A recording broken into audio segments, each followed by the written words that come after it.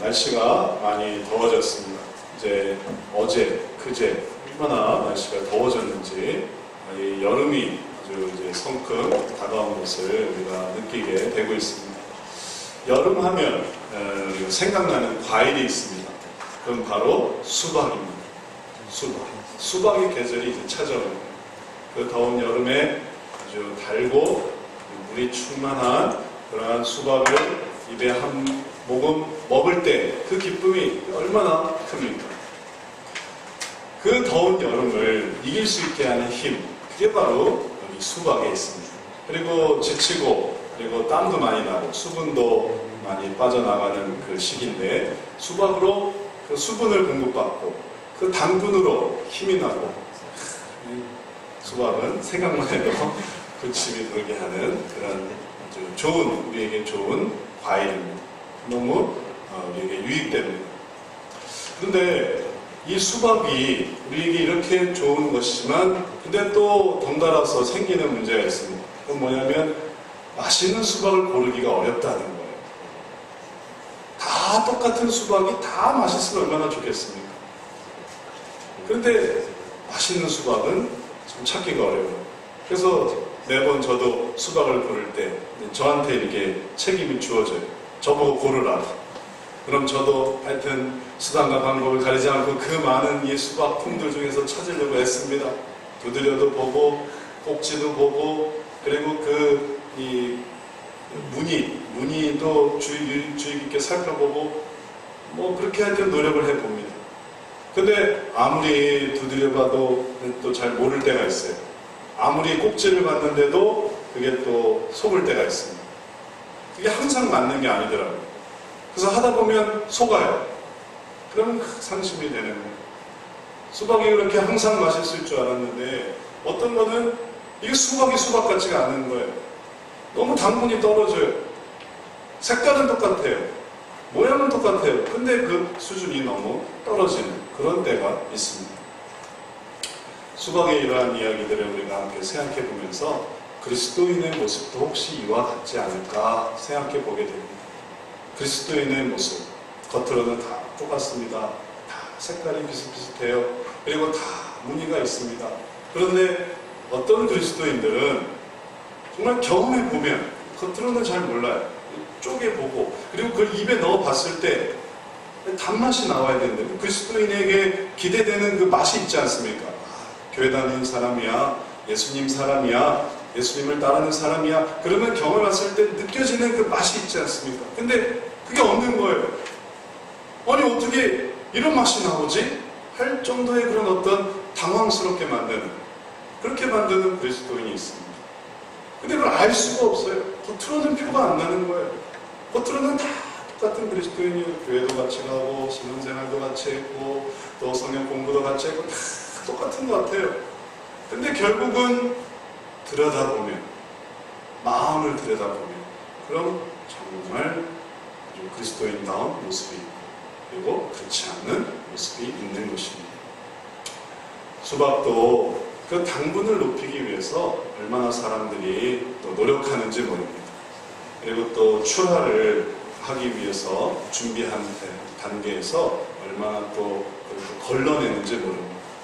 어떤 그 방송을 보니까 그 당분 검사기로 눌러서 다 당분을 체크하고 그리고 아닌 거는 그냥 버리더라고요. 또 어떤 수박은 수박 처음에 그 재배할 때 거기 이제 설탕물을 넣기도 하더라고요. 당분을 높이기 위해서 애를 쓰는 거예요. 높이는 겁니다. 수준을. 우리도 마찬가지입니다. 그리스도인들도 이런 상태로 그냥 그리스도인들이 뭐 반은 맛있고 반은 맛없다. 그게 그리스도인이다. 이렇게 되게 하면 안 됩니다. 우리도 수준을 높여야 됩니다. 그리스도인들이 진짜 그리스도인다운 모습을 가질 수 있도록 그 삶을 가질 수 있도록 우리도 높여야 됩니다. 그럴 때 우리들에게 하나님께서는 많은 좋은 마음들을 주셨습니다. 겉으로의 문제가 아니에요. 속의 문제입니다. 마음의 문제. 우리 마음에 대해서 하나님께서는 너무 좋은 마음들을 많이 보여주셨는데 이 한 달 동안 우리가 생각해 보고자 하는 마음이 있습니다. 그건 뭐냐면 양선이라는 거예요. 양선. 이 양선이라는 것은 갈라디아서 5장 2절에 나오는 성령의 열매 9가지 중에 6번째에 해당이 됩니다. 거기 양선이라고 나와 있어요. 그래도 이 양선이라는 말이 우리들에게는 좀 익숙하지 않습니다. 성령의 열매는 익숙하죠. 근데 양선이 익숙하지가 않은 거예요. 묘한 일이죠. 일단 우리 양선이라는 걸 생각해 봅니다. 양선이란 도대체 뭘까? 성경이 분명히 나오는 말인데 이게 그리스도인에게 너무너무나 필요한 건데 도대체 양선의 의미가 뭘까? 양선을 원어로 찾아보면 아가소스네라고 합니다. 아가소스네. 아가파오, 그러니까 아가페적인 그런 사랑에서부터 파산된 좋은 말이에요. 근데 하여튼 뭐 그렇다고 치고 이걸 히브리어로 보면 이건 토브라고 합니다. 뭐 들어봤는지 모르겠습니다. 무슨 기독교적인 기관 단체의 이런 토브라는 말을 종종 쓰는 그런 기관들이 있더라고요. 토브. 이게 영어로 하면 이건 goodness라는 거예요. 그러니까 헬라어로 아가소스네, 그 다음에 히브리어로 토브, 영어로 goodness. 이게 다 똑같은 말, 같은 의미. 그게 바로 양선이라는 겁니다. 좀 더 우리에게 좀 더 쉽게 다가오도록 우리가 좀 더 이해할 수 있는 말로 양선 한자어를 찾아봅니다. 어질 양에 착할 선을 써는 거예요. 어질도 착한 거예요. 그러면 우리말로 그냥 간단하게 양선을 의미를 생각해보면 그거는 선한 거예요. 선한 거. 어렵게 생각할 필요가 없습니다. 착한 거예요. 선하다는 것은 반대로 생각해보면 더 의미가 분명해집니다. 반대는 뭐죠? 악한 거예요. 반대적인 의미로 모든 부분에 악을 행하는 겁니다. 좋게 할 수 있는데, 착하게 할 수 있는데, 그리고 선하게 할 수 있는데 그런 부분을 악하게 하는 거예요. 안 좋게 하는 거예요. 그리고 나쁘게 하는 것입니다. 그리고 이것을 세상 사람들의 표현을 빌어 설명해 보면 그거는 악하게 하는 것은 비관적으로 보는 거예요. 비관적으로 또 부정적으로 하는 것입니다. 그 다음에 절망적으로 생각하고 또 마음을 갖는 겁니다. 그게 악이에요. 그와 반대되는 선은 뭐냐면 낙관적이에요. 비관적이지 않아요. 낙관적이에요. 또 부정적이지 않습니다. 긍정적이에요. 절망적이지 않습니다. 소망적인 거예요. 그게 바로 양선인 것입니다. 그리스도인의 모습이에요. 그리스도인에게 이 양선, 선함, 이 선이 있을 때 그때 우리의 삶 속에 정말 그리스도인다움이 나타나는 거예요. 교회를 간다고 한번 생각해 보세요. 예수님 믿는다고 생각해 보세요. 기대되는 선함이 있습니다. 그가 날마다 교회를 다니고 그가 날마다 예배를 드리고 그가 날마다 하나님을 바라볼 때 그가 악해지리라고 생각할 수 있겠습니까? 교회 가면 갈수록 더 악에 받쳐지고 교회 가면 갈수록 더 절망을 받게 되고 교회 가면 갈수록 더 부정적인 사람이 된다고 우리가 예상할 수 있겠습니까? 수박을 먹었는데 그게 쓰리라고 우리가 생각할 수 있겠어요? 그렇지 않습니다. 그렇게 생각하는 사람은 아무도 없어요. 교회 다니면 좋아지리라고 생각합니다. 교회 다니면 아름다워지리라고 생각합니다. 우리 스스로가 그런 생각을 가지고 있습니다. 그래서 이러한 선함, 양선 이런 것들을 우리가 추구하려고 할 때 그때 하나님께서 우리들에게 정말로 이러한 선을 주십니다. 이러한 선함을 나타낼 수 있는 그런 순간들이 있습니다. 그런 상황들이 있습니다. 예를 들어서 여러분의 자녀들이 자기 삶에 대해 뭔가 고민이 있다고 한번 해보세요. 엄마 난 왜 이렇게 못생겼지? 엄마 나 왜 이렇게 키가 작지? 엄마 나 왜 이렇게 공부를 못하지? 만약에 그 부모님이 그리스도인이라면 양선을 나타낼 순간입니다. 양선을 나타내죠. 그럼 거기다 대고 뭐라고 말해주면 좋을까요? 어떻게 양선이라는 걸 할 수 있을까요? 이 양선의 모습을 보여주기 위해서 성경 말씀은 우리들에게 양선, 선함이 무엇인가를 설명해 주고 있습니다. 14절 말씀입니다. 내 형제들아 너희가 스스로 권함이 가득하고 모든 지식이 차서 능히 서로 권하는 자임을 나도 확신하노라. 이건 여기서 양선이란 이런 것이다 라고 말하는 건 아닙니다. 양선하는 모습을 나타낼 줄로 확신하노라 라는 것이에요. 여기에 선함의 의미가 다 담겨져 있습니다. 우리가 여기서 발견해내는 것이에요. 선하다는 건 뭘까요? 선하다는 건 모든 지식이 차서 능히 서로 권하는 자가 되는 거예요. 그게 선하다는 거예요. 뭔가 이해 못하는 부분이 있을 때, 뭔가 어려운 부분이 있을 때 네가 알아서 해라. 나도 모르겠다. 네가 모르는 걸 내가 어떻게 알겠느냐? 내버려 두는 건 그건 선한 게 아닌 겁니다. 착한 게 아닌 거예요. 어진 게 아닌 거예요. 마음속에 선이 가득하다는 건 생각하는 것입니다. 지식이 채워지는 거예요. 그리스도인들이니까 하나님을 바라보는 것이죠. 그 지식이 차서 자기만 가지고 있는 게 아니라 권해주는 거예요. 마음에 가득한 선이 하나님을 깨닫게 하고 그러면서 그것을 권해주는 것, 그게 양선의 모습인 것입니다. 그럼 다시 아까 그 한 가정의 예로 자녀가 그렇게 얘기를 할 때 그때 선하게 해주는 건 뭘까요? 그건 하나님의 계획을 얘기해 주는 거예요. 하나님은 널 사랑하셔. 하나님은 너로 하여금 더 훌륭한 사람이 되게 하실 거야. 그러니 낙심하지 말고 힘을 내라. 그렇게 얘기해 주는 거예요. 근데 그렇게 얘기를 해주려니 닭살이 돋는 것 같아요. 네? 이건 내 스타일이 아닌 거예요. 한 번도 그런 얘기를 들어본 적이 없어요.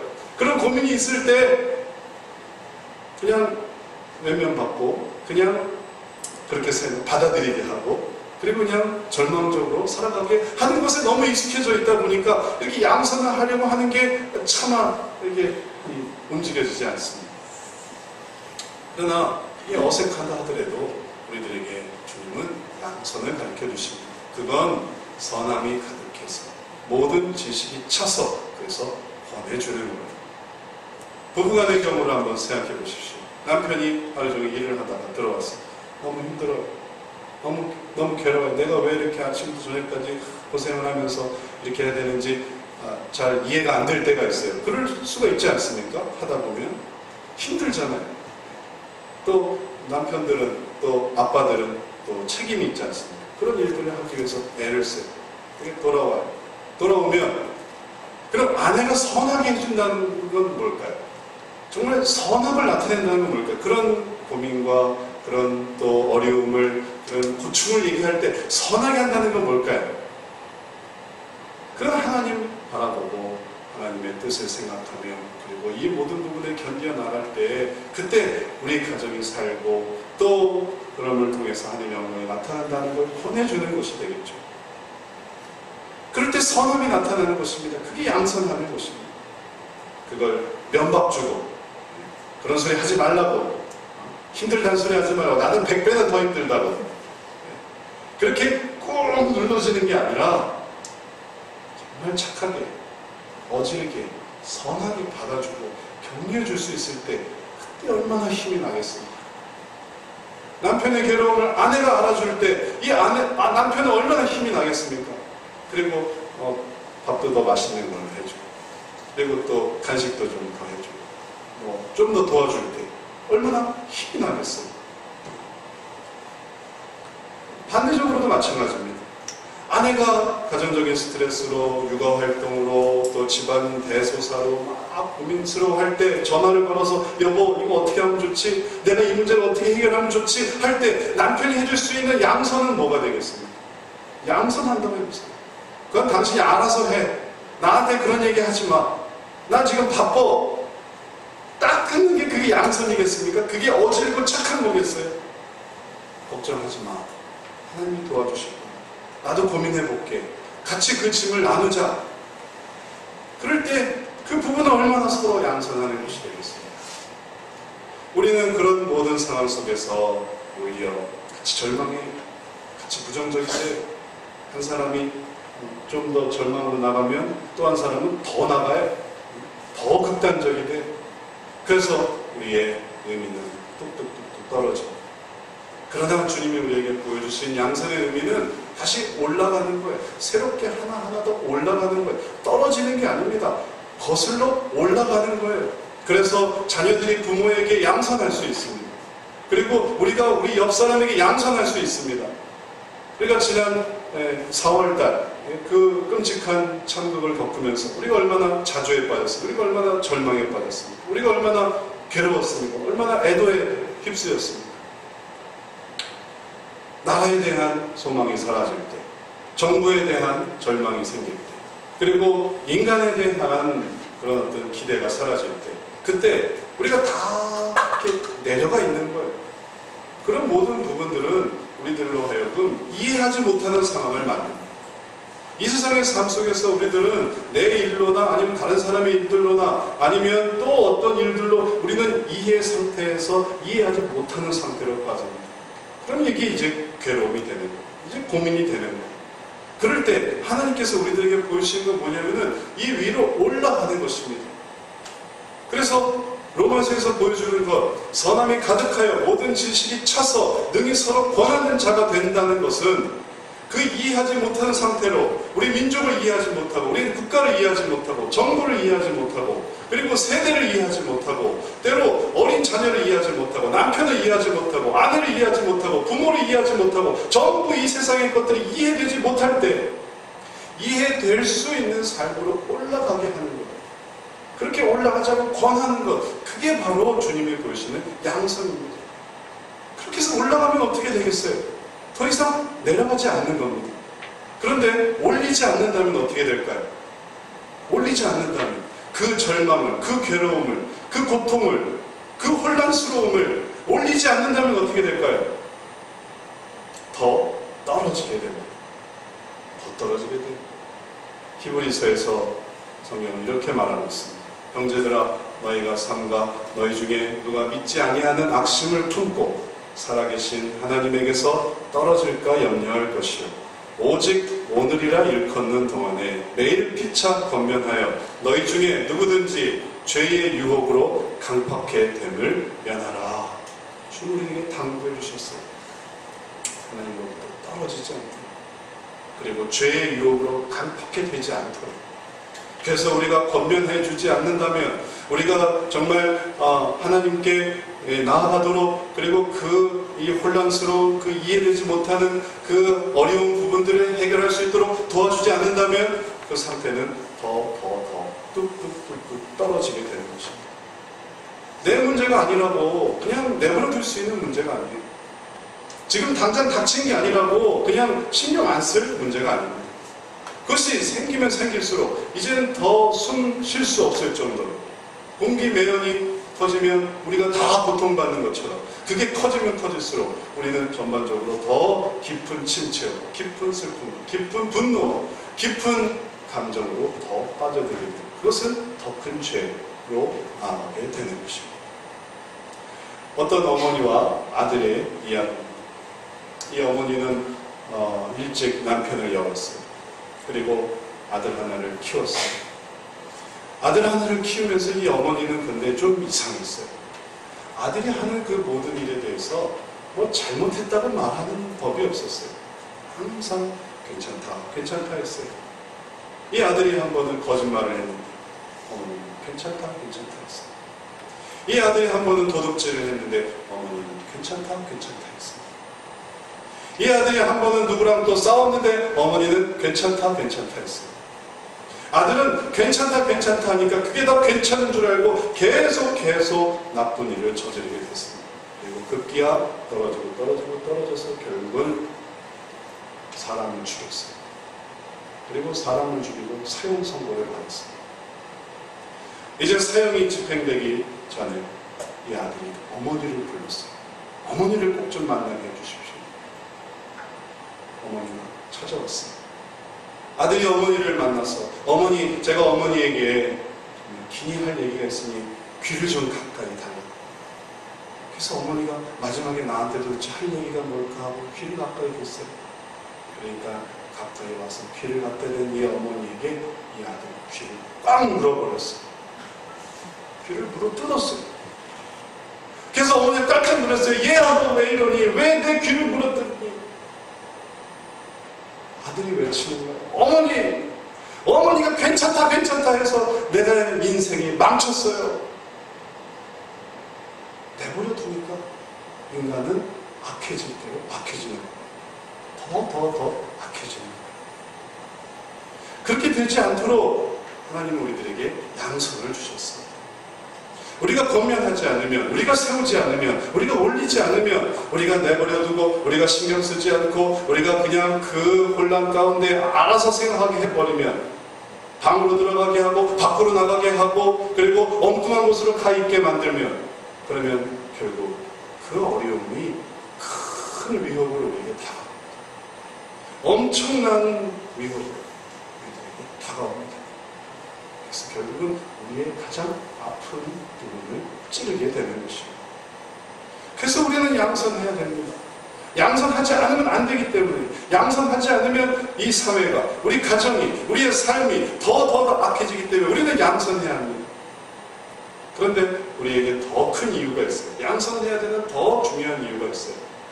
그건 뭐냐면 이 양선의 모습이 예수 그리스도의 모습을 나타내는 것이기 때문에 그런 것입니다. 예수님이 양선을 하셨어요. 예수님의 양선의 모습이 있기 때문에 우리가 양선한다는 것은, 이제 더 올라간다는 것은 그리스도를 닮아가는 것입니다.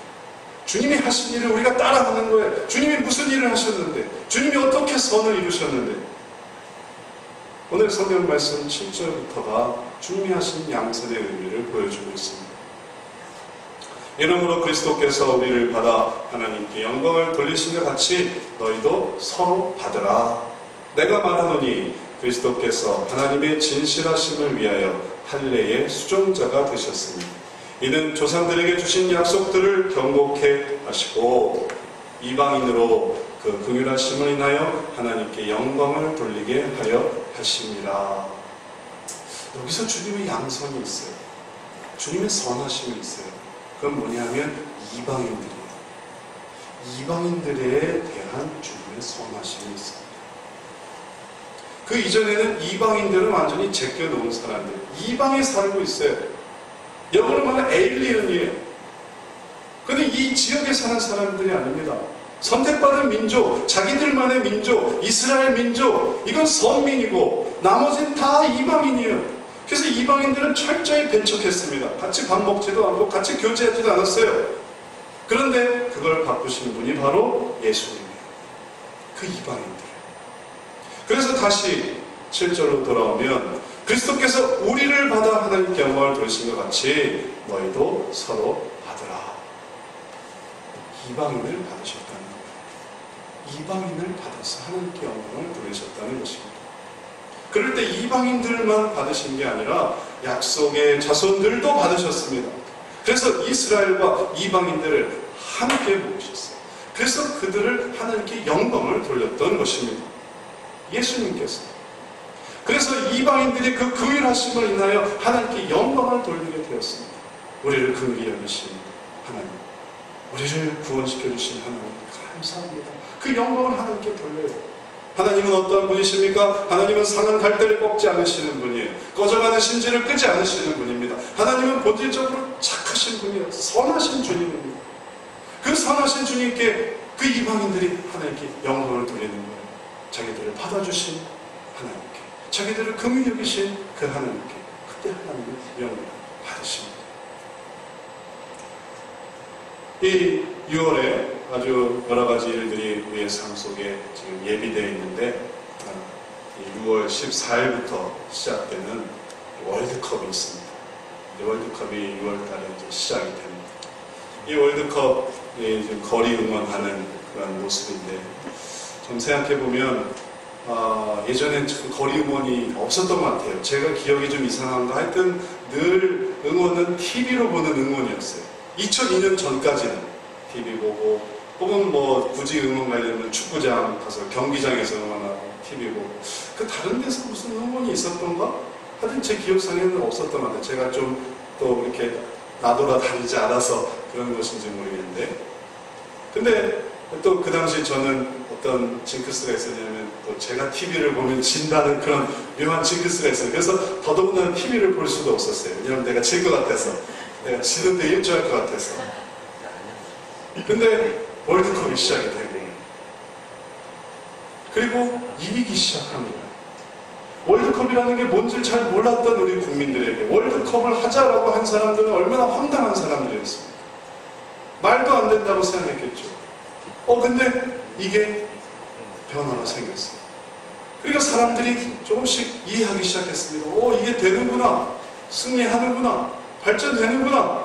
그러더니 사람들이 모이기 시작한 거예요. 저도 정말 나가고 싶었지만 우리 애들이 많아서, 애들이 있어서 왔다 갔다 하기가 힘들어서 가보진 않았지만 그 사람들이 모인 거예요.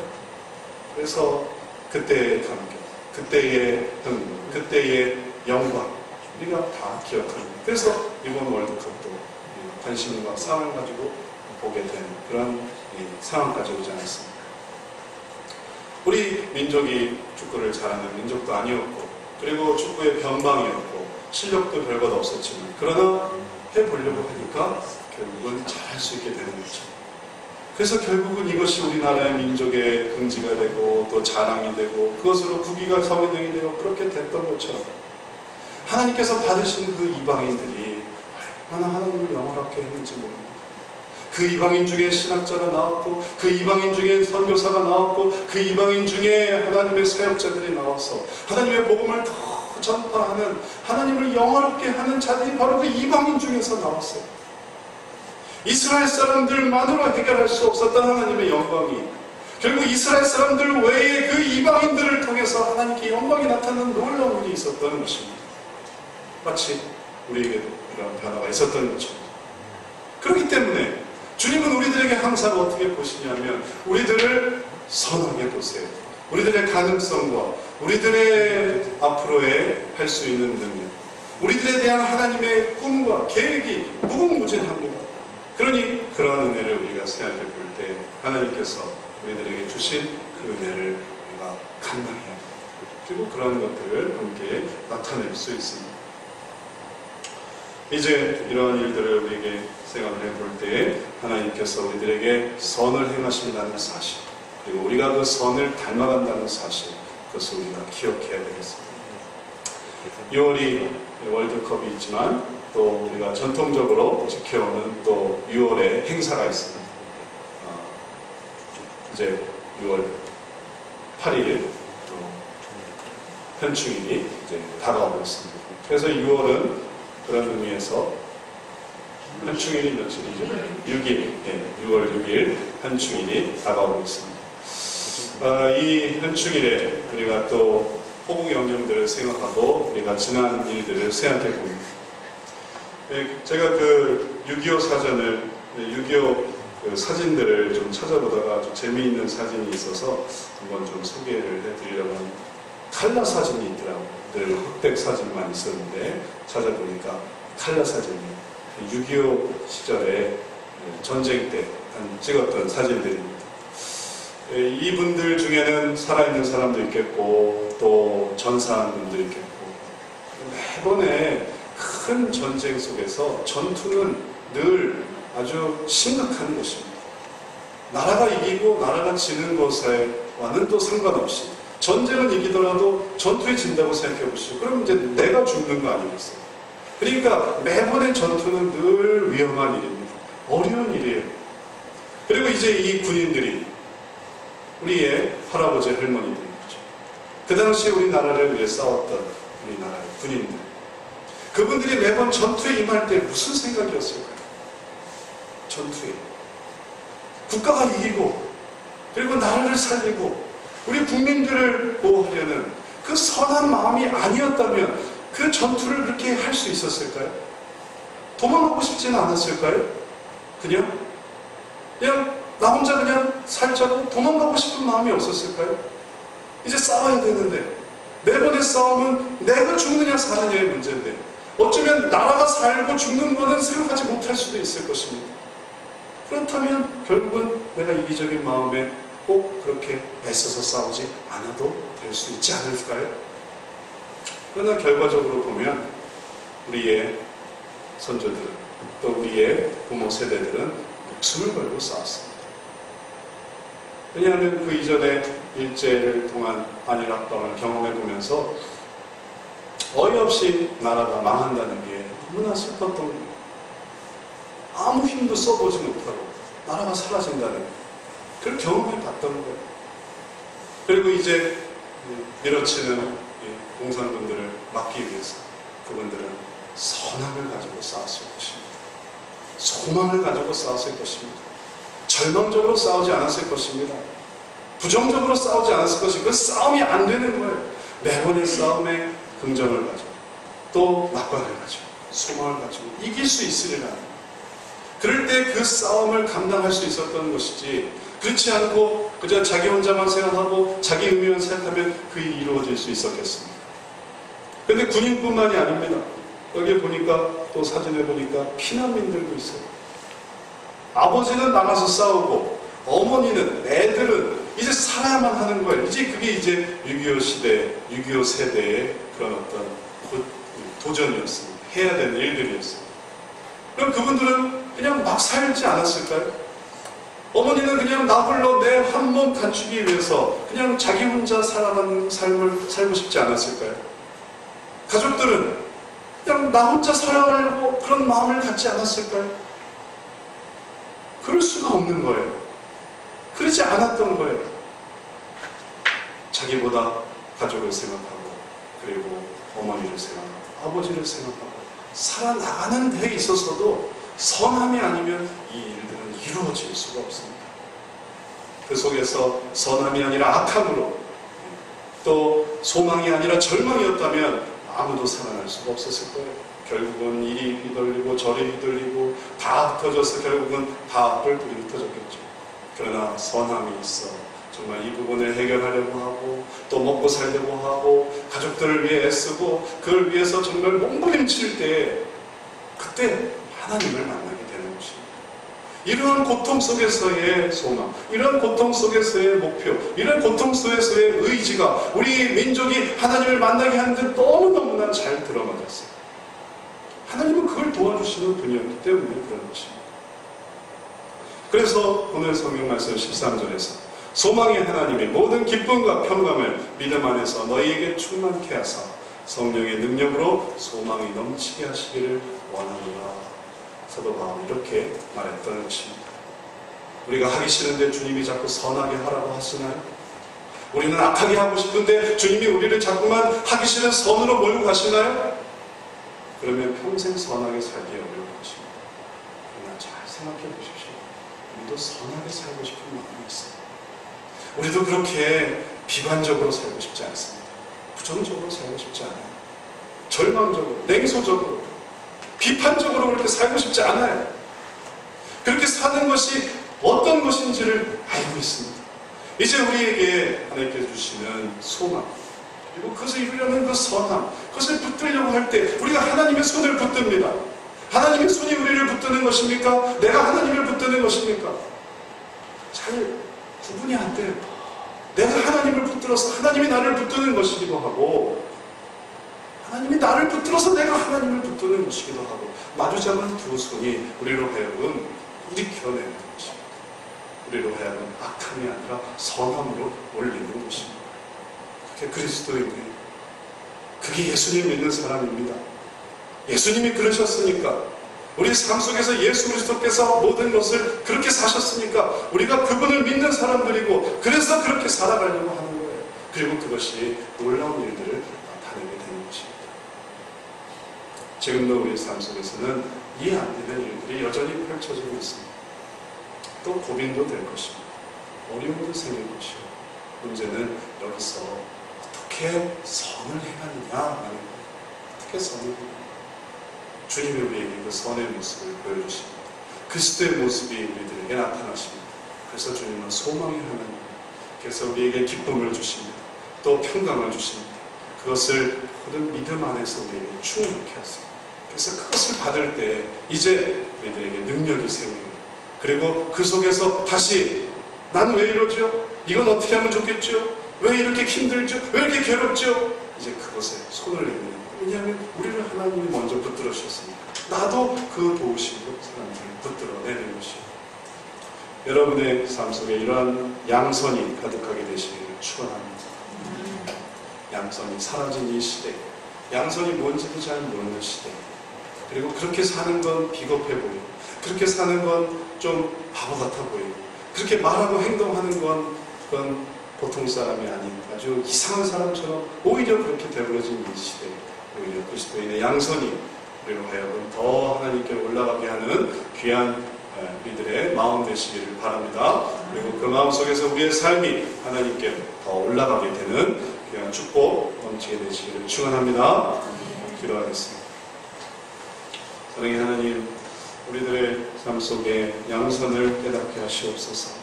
정말 선함이 뭔가를 생각하게 해 주시옵소서. 그래서 우리가 이전에도 또 그렇게 살아왔거든요. 앞으로도 더 선하게 살아가게 해 주옵소서. 세상은 우리들에게 악해지라고만 합니다. 세상은 우리들에게 남을 짓밟고 올라서라고만 합니다. 세상은 우리들에게 남 신경 쓰지 말고 너 할 일이나 하라고 합니다. 하나님, 그러나 우리 그리스도인들은 그러지 않게 하여 주옵소서. 우리는 그리스도를 본받는 자들이고 예수님은 이 세상을 그렇게 대하시지 않으셨기에 이제 우리도 그 삶을 닮아가고자 하오니 가까이 우리 가족들에게 또 가까이 있는 우리 이웃들에게 또 친구들에게 또 옆에 있는 우리 교인들에게 우리가 선을 행해서 그 선으로 하나님을 향해 나아가는 그리고 양선이 우리의 삶 속에 가득하게 되는 귀한 삶 넘치게 하여 주옵소서. 이 한 달 또 그러한 민족적인 역사를 가지고 그러한 우리의 일상생활의 삶을 가지고 그러한 하나님의 믿음을 가지고 더욱 담대히 나아가는 우리 모두 되게 하여 주옵소서. 감사드렸고 이 다가올 때 우리를 사랑하신 예수 그리스도의 이름으로 기도드렸사옵나이다. 아멘.